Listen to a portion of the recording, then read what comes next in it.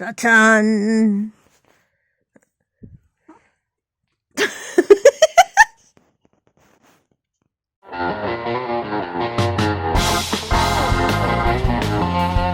Hola pelusillas, bienvenidos al Gato en el Taller. Hoy nos trasladamos a 1857. Hoy voy a hacer un vídeo sobre moda y vamos a hablar sobre la época que va de 1857 a 1865.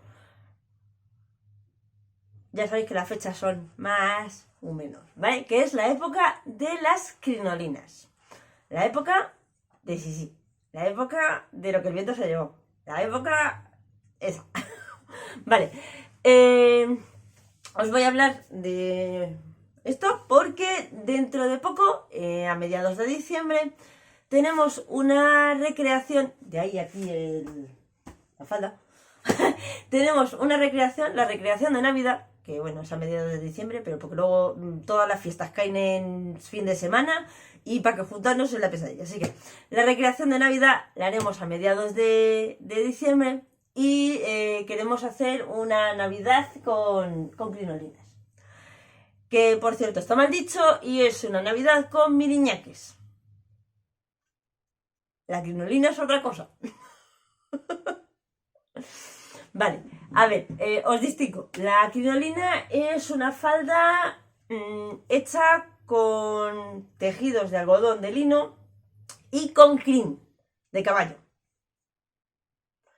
De ahí que se llamen crinolinas. Las jaulas de estas, jaulas, se llaman miriñaques. El problema es que en Europa no existe la diferenciación entre miriñaques y crinolinas. Y aquí hemos dicho, pues, las cabras para el monte. Crinolinas pato. Pues crinolinas pato. Vale. A ver, entonces. Vamos a ver qué llevaría una dama en esta época. Os voy a hablar un poquito de la moda y tal. Entonces, empezamos por las cosas más básicas, es decir, la ropa interior. Yo quiero participar en una recreación de la guerra civil o mujercitas, ¿eh? Esto es lo que tengo que llevar. Lo primero, ante todo, una camisa íntima. Una camisa íntima como esta, ¿vale? ¿Por qué? Pues yo creo que esto ya lo hemos dicho más de una vez. Porque es más fácil limpiar la camisa interior que limpiar el corsé. No, la camisa mantiene la suciedad que produce el cuerpo fuera del corsé y la suciedad que produce el corsé fuera del cuerpo. Ya está, una camisa. Junto con una camisa necesitaremos unos pololos. Unos pololos como estos. A ver, los pololos de esta época, o sea, hasta principios del siglo XX, tienen una abertura de adelante a atrás, es decir, las piernas están totalmente separadas, la costura entre las piernas no existe, o sea, están separadas. ¿Por qué? Porque es que intenta tú quitarte los pololos para poder hacer pipí con todo esto, o por eso, simplemente abres, te sientas y ya está. Os dejaré un enlace de un vídeo donde se explica por qué. Vale, estos pololos, que llamamos actualmente pololos, en esa época se llamaban calzoncillos femeninos o pantalones a la turca. Por una diferenciación. Si eran tipo bombacho, con el tobillo, con la parte de abajo cerrada, pantalones a la turca. Si eran totalmente rectos, calzoncillos femeninos. Y sí, calzoncillos femeninos. Vale. Ya nos hemos puesto nuestra camisa, ya nos hemos puesto nuestros calzoncillos. Qué buenos nosotros. Nos ponemos un corsé. El corsé de esta época tiende a ser corto, es decir, puesto que lo que hay de la cintura para abajo importa relativamente poco, pues lo que queremos es amoldar el pecho, que quede en su sitio, las costillas que queden en su sitio y la cintura que sea chiquitita. Entonces los corsés son relativamente cortos, no llegan más allá del hueso de la cadera, muy poquito, ¿vale? No son demasiado largos. Tampoco están excesivamente envallenados. Y es a partir de esta época en los que se empiezan a aparecer los busk que ayudan a cerrar los corsés. Vale, siguiente pieza. Ahora nos ponemos la falda interior y el cubre corsé. La falda interior es una falda relativamente corta, llega hasta la rodilla, quizás un poquito más en invierno, porque hace un frío que pela y nos viene bien tener las piernas un poco cubiertas. Que en caso de que se levante la jaula por acción del viento, porque nos tropecemos, por cualquier cosa, no haya ninguna posibilidad de que se nos vea el culo. ¿Recordáis que los pantalones a la turca y los pololos estaban abiertos? Pues eso. Una falda interior. Vale, y por encima el cubre corsé. Lo mismo, una pieza de limpieza. Más fácil limpiar un cubre corsé que limpiar el corsé o limpiar el corpiño del vestido que esta mujer no tiene. Vale. Vale, ahora es cuando ponemos la jaula. La jaula lo llamamos esto, que es el viriñaque, que también se llama crinolina. Guión. Vale. Empezaron siendo relativamente pequeñas y terminaron siendo bastante grandes. A ver, yo personalmente opino que esto no es del todo real. A ver, me explico. Es verdad que las crinolinas, las vamos a llamar así porque es más fácil, es verdad que las crinolinas fueron creciendo con los años, pero a llegar a esta monstruosidad no es verdad. Es decir, tú no puedes hacer vida normal llevando esto. Principalmente porque tú imagínate el pasillo de tu casa para poder ir de una habitación a otra.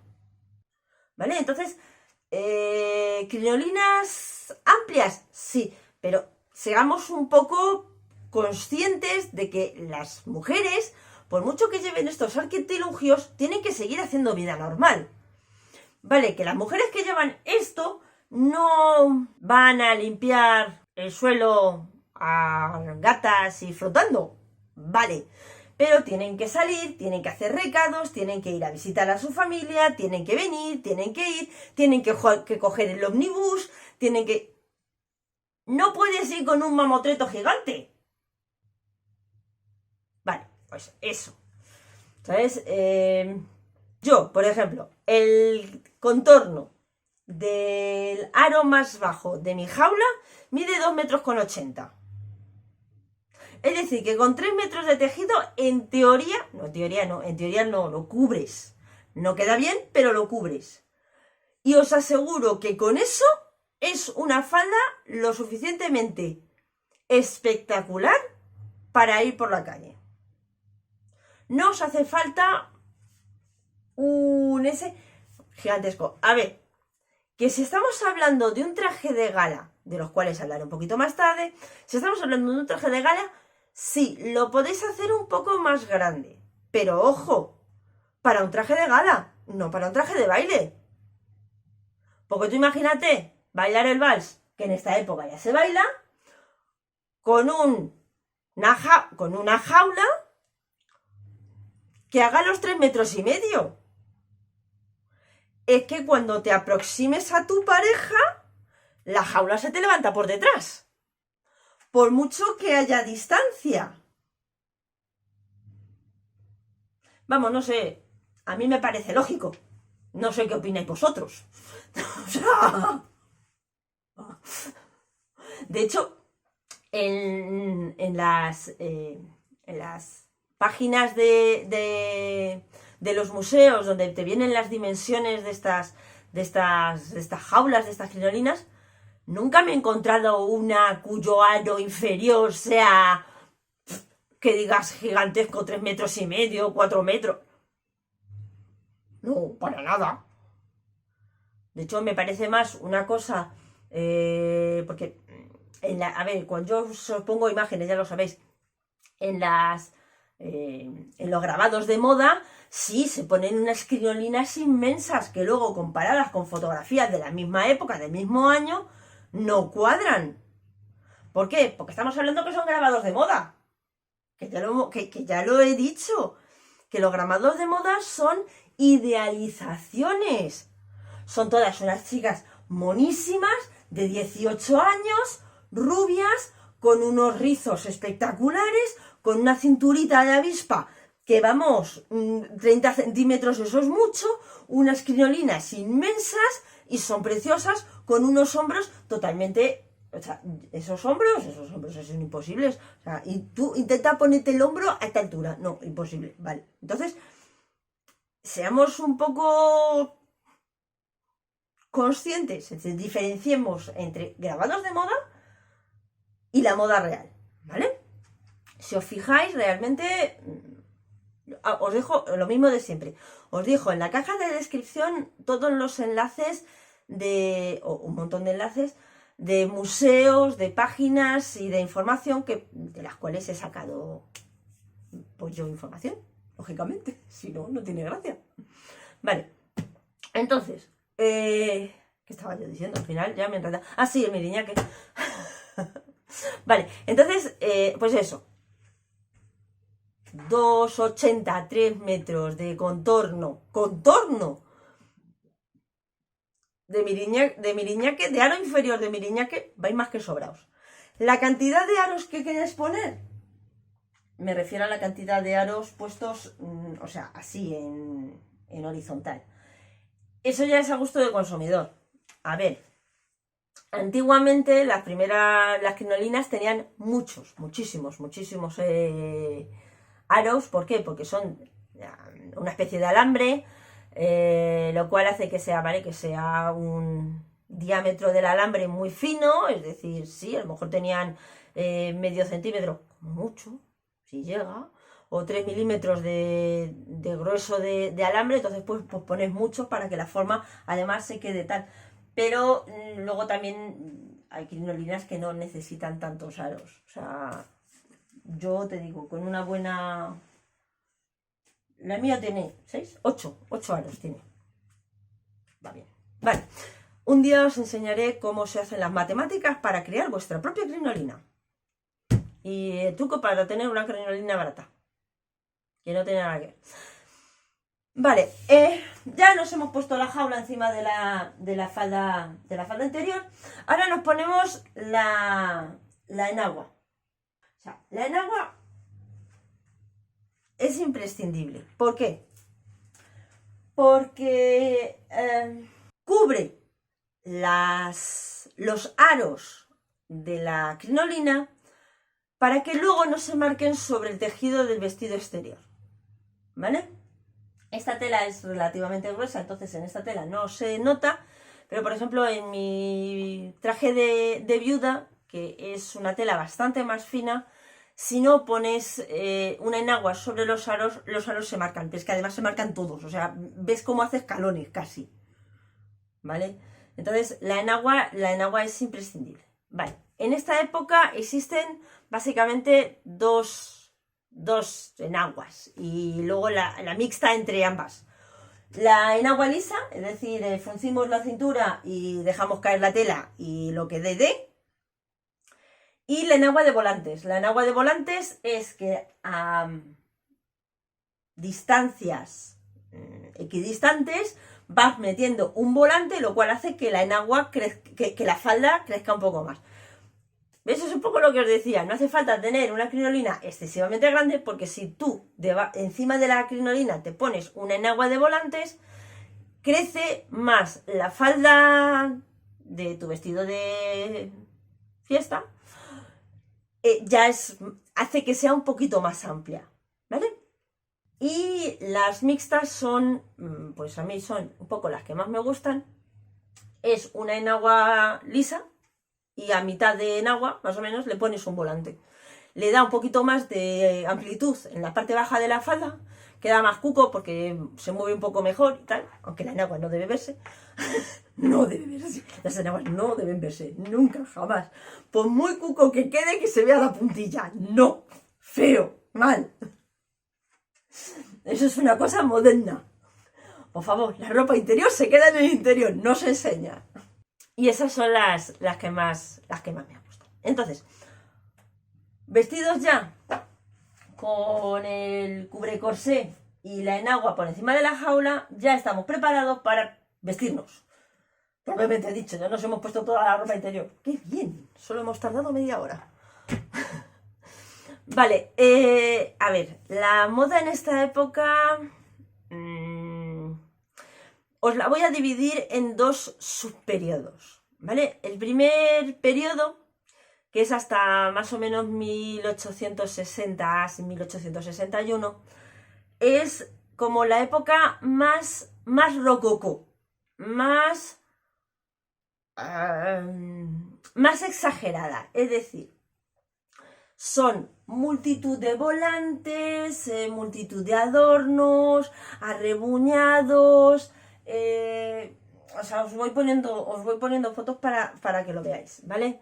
Entonces, vamos a hablar un poco, primero hablo del traje de mañana, luego hablo del traje de tarde, que no diferencia demasiado, y luego ya os hablo del traje de noche. Vale, el traje de mañana, la principal característica que tiene es la de siempre, es la sobriedad.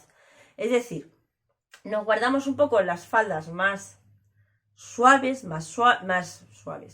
más lisas, que no tienen demasiado adorno, tal, y los cuerpos más sobrios, igual, más restrictivos, contando que en esta época el cuello llega a la caja, no hay cuellos, o muy poco, no hay cuellos realmente. Nos gustan los cuellos a la caja y luego volantes y cuellecitos de encaje o cuellos lisos, pero la mujer lleva el cuello casi descubierto, lleva alguna pañoleta, pero son pañoletas, cosas muy caídas. Nos enseñamos el cuello, que para eso lo tenemos, que es muy bonito, ¿vale? Y las mangas de los corseletes, los voy a llamar corseletes, cuerpos, corseletes, son relativamente anchas, ¿ves? A ver, estamos con el cuello a la caja. La sisa, es decir, el nacimiento de la sisa, no está en el nacimiento del brazo, está más abajo, ¿vale? Hacemos como que el hombro del cuerpo sea más caído, llega más abajo, unos 3-4 centímetros incluso, y luego llega la manga. Lo que queremos hacer es que el cuerpo quede más redondito. O sea, la cuestión de todo esto es conseguir que el cuerpo de la mujer sea como muy redondito, muy poquito, no poquita cosa, no sé, yo lo comparo como un poco bombón, ¿sabes? Así, ¡twing! Es así, no sé, es la sensación que tengo. Entonces, la sisa va baja y las mangas son anchas. No solo de puños, sino incluso de... mira, tengo que cortaros un hilo. No solo de puño, sino de manga en general. Es decir, la sisa es relativamente baja, no solo del hombro, sino de nacimiento del brazo. Y la manga, ¿ves que esta manga es como pegadita? Pues así, así. Ya está, así de gruesa es la manga, ¿vale? Y luego, en los trajes de mañana, la manga se cierra en el puño, pero no cerrado al puño, sino que se cierra en comparación de que el resto de la manga, a la altura del codo, por ejemplo, es bastante ancha. Entonces, da esa sensación, bueno, esta sensación. Hay otro tipo de manga que es la manga pagoda. La manga pagoda es una manga excesivamente ancha. De hecho, son estas. O sea, son excesivamente amplias. A ver, esta moda es una moda de exceso. O sea, no se puede calificar de otra manera como una de las modas más deslumbrantes, más acaparadoras, con más perifollos, con más adornos que hay en la estética femenina a lo largo de la historia de la moda, es esta. La manga pagoda es una manga muy, muy, muy amplia, que por lo general no va cerrada del todo, es decir, va medio abierta, con lo que se ve medio brazo. Es como la manga campana, pero más. Y por último, la última anotación que voy a hacer sobre los cuerpos es que los cuerpos van a la cintura, se terminan en la cintura. A ver, no quiero decir... Esto queda un poco raro. No quiero decir que los cuerpos vayan metidos dentro de la falda, que pudiera ser, con un cinturón, sino que no son alargados, terminan mayoritariamente, miradlo en las láminas, terminan mayoritariamente todos en la cintura, con muy poquita punta, les podemos poner unas adaletas, pero aún así tienen un corte en la cintura que marcan, ahí está la cintura, ya está, hemos terminado. Luego lo otro es un adorno, simplemente, bueno, lo suavizamos un poquito más y ya está, ¿vale? Eso es un poco el cuerpo de mañanas y tardes. Las tardes se diferencian de las mañanas porque llevan más adornos. Los trajes de tarde suelen llevar más adornos que los trajes de mañana. ¿Por qué? Porque tú por las mañanas te quedas en tu casa y por las tardes te vas de pingo. Dícese ir a salir a dar un paseo, dícese ir a visitar a tus amigas, dícese ir a tomar un café, dícese ir a visitar a tus padres, dícese ver una exposición, lo que sea. Entonces, claro, lo que tienes que hacer es ir más elegante. Hemos terminado de vestirnos y nos vamos a la calle. ¿Qué pasa? Que somos mujeres modestas y elegantes y no podemos ir con estos pelos.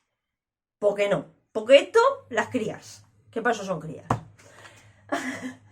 Vale, como suele pasar con la historia de la moda, cuanto más grande es el cuerpo, más pequeñas son las cabezas, y cuanto más pequeños es el cuerpo, más grandes son las cabezas. Y sí, pocas veces se ha dado que las dos cosas se coordinen.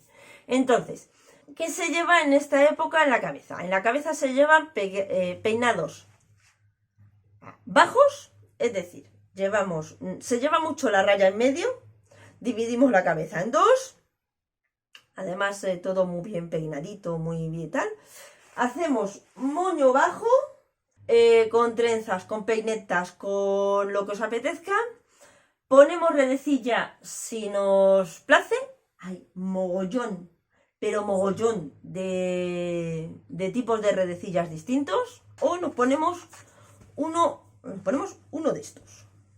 Ahora imaginarme con el pelo atado, ¿vale? Ya está. Voy a estar en mi casa o... sí, en un sitio donde no me voy a quitar mi sombrero. Hay muchos tipos, hay muchas cositas para llevar en la cabeza. Una vez que quiera... he decidido que al final voy a salir de casa. Sobre esto, sobre la redecilla, o no llevas redecilla porque no te vas a quitar el sombrero en ningún momento. Es decir, si vas a ver una exposición y vuelves, no te vas a quitar el sombrero en ningún momento. Puedes llevar directamente solo el sombrero, que son las capotas. Es decir, esto es una capota, ¿vale? Eso es una capota. En esta época se llevan las capotas súper pequeñas, súper discretas, súper mínimo esfuerzo de capota. Es decir, tienen que llegar prácticamente aquí y no pasar, ¿vale? Es el marco de la cara, de la cabeza, lo cual no hace que a los demás les impida verte. Y esta es mi capota. Bueno, esta es mi capota de viuda, ¿vale? Por eso es así, más sosa que una mata habas. Pues sí, porque si soy una viuda, voy de negro. Bueno, una viuda de luto, no de viuda, de luto. Si estoy de luto, pues es negra y no tiene más que los adornos del encaje, que también es de luto, por cierto. O sea, fiesta, noche, nos vamos al teatro, nos vamos al baile, nos vamos a llegar a la noche, nos vamos a cenar, ¿vale? hay un cambio de tejido, nos decantamos más por saténes, nos decantamos más por terciopelos de seda, nos decantamos más por cosas un poco más... Encajes, nos gustan mucho los encajes, nos apasionan los encajes. Es una época donde hay muchísimo encaje. Nos gusta, vale, en serio. Bordado, mucho bordado. A ver, la principal diferencia es, aparte de la calidad de las telas, aparte de más adornos, más flores, más cosas, son los cuerpos. Sacamos los escotes a pasear. Los cuerpos se escotan en V, escote barco más bien, lo que llamamos escote barco.